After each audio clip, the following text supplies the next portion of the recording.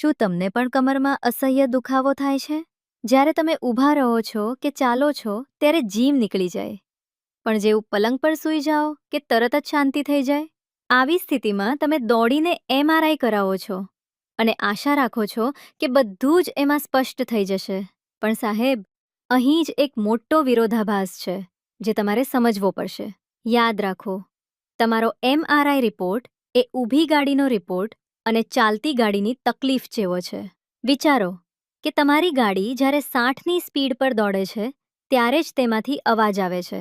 હવે તમે તેને ગેરેજમાં લઈ જાઓ અને મિકેનિક એન્જિન બંધ કરીને તેને તપાસે, તો શું તેને પેલો અવાજ સંભળાશે? કદાચ નહીં. MRIમાં પણ આવું જ થાય છે. તમે એકદમ શાંત અને સૂતા હો ત્યારે રિપોર્ટ નીકળે છે, એટલે કે જ્યારે તમને કોઈ દુખાવો જ નથી. તો આ રિપોર્ટના આધારે લગાવેલ અંદાજ કેટલો સાચો હશે? તમને જાણીને નવાઈ લાગશે કે જો આપણે 100 એવા લોકોના MRI કરીએ જેમને ક્યારેય દુખાવો થયો જ નથી, તો પણ તેમાંથી 60 લોકોના રિપોર્ટમાં ગાદી દબાયેલી દેખાશે. જેમ ઉંમર વધતા ચહેરા પર नमस्कार। क्या आपको अचानक गर्दन, कमर या पैर में तेज खिंचाव जैसा दर्द महसूस होता है? हो सकता है यह मसल स्पैज्म हो। मसल स्पाज्म तब होता है जब कोई मांसपेशी अचानक और अनियंत्रित तरीके से सिकुड़ जाती है। इससे तेज दर्द, जकड़न और हिलने डुलने में परेशानी हो सकती है।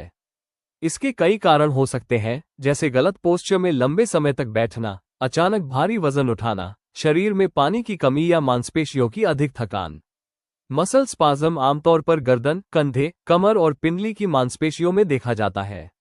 बहुत से लोग मानते हैं कि मसल स्पाज्म केवल खिलाड़ियों को होता है, लेकिन सच ये है कि गलत पोस्चर, स्ट्रेस या ज्यादा काम की वजह से ये किसी को भी हो सकता है। अगर मसल स्पाज्म हो जाए तो मांसपेशियों को आराम दें, हल्की स्ट्रेचिंग करें और हॉट पैक का उपयोग करें। अचानक तेज मूवमेंट करने से बचें।